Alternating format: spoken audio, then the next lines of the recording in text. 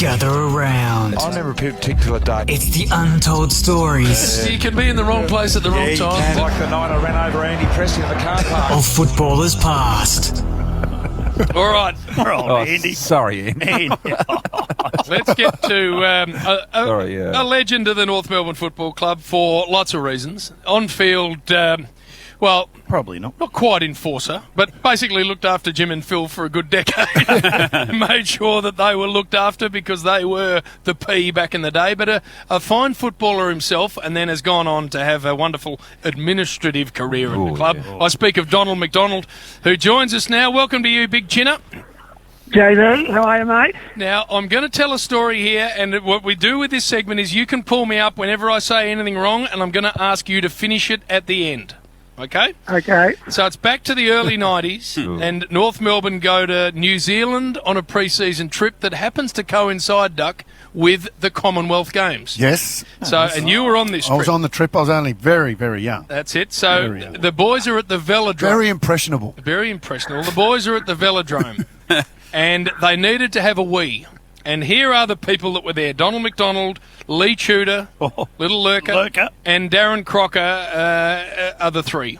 So out they go to the Portaloos that are assembled. So But they're the guys setting the example for us young guys that's on, it. on these Well, trips. especially Donald, who Yeah, was the senior exactly. man. Yeah. Anyway, so they go out there, and Donald, on approach to the Portaloos, says, if there's only one available, make no mistake, I'm getting it.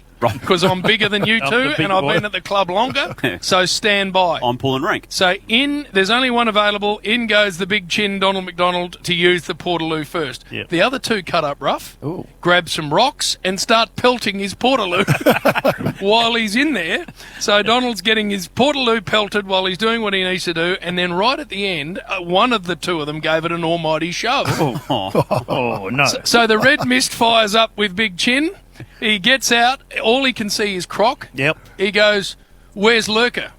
Obviously thinking Lee Tudor was the one that pushed the Yeah. Portaloo. Croc just with his eyes motions to the next Portaloo, the one on the end. Oh, no. He's in there. Lurker. Little Lurker. Little Lurker's in the Portaloo. So Donald wraps his massive arms around the Portaloo and starts shaking it from side to side. And messing up the content. Brian, it don't was think- almost touching the ground on one side and then the other. So it was emptying. And Donald, pick it up from here. What happened then? Very good, JB. What happened then? What happened then? Croc and Duck knows that the intelligence of Croc, and and he's an honest lad. So I did think that Lurker was in that toilet. Yep. So I gave it a good shake. I tried to push it over, but I couldn't because it was still joined to the other two. But I had them all rocking. And anyway, you know, Croc yells out and he goes, "Hey, I know what?" And out appears Lurker from behind. I said, "Who's in this one?" We don't know. So anyway, we all hid around the corner and waited for this poor bloke to come out. He was just covered in, I'm tipping it was his own urine. I don't know anything else about it. But it was quite humorous. So, very, very, very funny story, JD. And, Donnie. I suppose... Donnie, the poor bastard came out covered in shit and wee from head to toe, and he was just a punter watching the cycling. Didn't think I could use that word on the radio, Jack. But it was very challenging for me in those days, being the older statesman, and you're right, I wasn't legendary for my on-field performances, but I tried to do the right thing off the field where I could. Tell us about Duck. Tell us about mate. Duck on that trip, because we're talking about 1990, I think, aren't we? Mate, it's all about Wayne Carey. You can imagine how I was going. We had the training camp. We got split up into groups. The first part of the trip, we had to go and do these walks, like we're walking over the mountains. It was all a race as well, and we'd get to a certain destination, we'd have to camp out. We had to go and boil our rations before we went. So I had a young Carey, a young Swass, a young Rock in my group. Anyway, first night, we set up the little tent. It was really just a bit of cloth over a fence, but there was a nice bit of undercover shelter there. And being the skipper of the group, I thought, yep, that's my little spot in there. Anyway, I go to crawl under, and here's Duck and Rocky and Swatter all huddled up. And I said, hey, boys, piss off. This is my spot. They said, hey, you piss off. So I thought, well, there you go. There was a complete lack of respect. Those boys were totally out of control. So, My favourite memory... And never regained it. My favourite memory of the great Donald McDonald when I got there was, he was a senior player. He played centre forward, centre half back anywhere. And you remember the Battle of Britain. Oh, you yes. know, so he Yes. toe-to-toe with Reece. And, so he had charisma and presence and all that sort of stuff. And I remember playing my first couple of reserve games and Donald got dropped. So Donald was in the reserves as well. First thing he did was a race between him and Jack Love up to me to say, hey, you get it today, look after me. Because he wanted to get back in the seniors. So every time you get it, young fella, I'll feign lead into the middle and then I'll shoot out to the right. You just put it out in You front had of me. Donald and Jack Love And playing. Jack Love. Oh, wow. In the reserve. In the reserve. Both trying to get, going up to all the young blokes saying, kick it to me.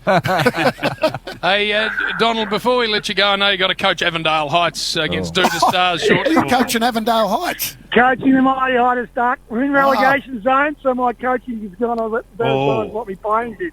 So, no, it's all good. What about Good club. the great Kanga Kennedy, when Jimmy and Phil used to get terrorised a bit out on the field? As you're running out, he used to say to you, look after the boys, Donny. Yeah, well, Kanga did, but Caves was probably the first one. I think I'd played about the 6th, 7th game, and I was telling the people there that the function last Saturday night about, we were playing against Essendon, and they had that fearsome half back line of Carey, Andrews, and Duckworth, and Caves said to me, he goes, look, mate, if anything happens today to Jimmy and Phil, you've got to be first in there. So sure enough, within 5 minutes, big roar. Jimmy's having a blue with Ronnie Andrews. So, oh, no. what geez, Jimmy, if you could pick anyone on the ground, why'd you pick him? So anyway, I folded in there. I ran in there, in front of the North Faithful and ran up to Ronnie. I'm thinking, what am I going to do? I thought, stuff. So anyway, I just ran in and just pushed him. And he goes, piss off, mate. He started it. Jimmy was about 40 kilos dripping wet. Jimmy's about, but as we know, he could look after himself. So, no, they were great players, great days, and, Mighty Roos, mate, we had plenty of fun off the field in those days. Well, Duck certainly continued that legacy on for about another 12 years. Yeah, what did We you laid a teach him? foundation for those 90 boys. Hey, well done, Donald. Good luck with Avondale Heights. Thanks for joining us. Thanks, Jimmy. Thanks, boys. Yeah, mate. One of the greats. Good man to have around your club. Great man. Magnificent man, Donald McDonald, and just poor bastard in the portal.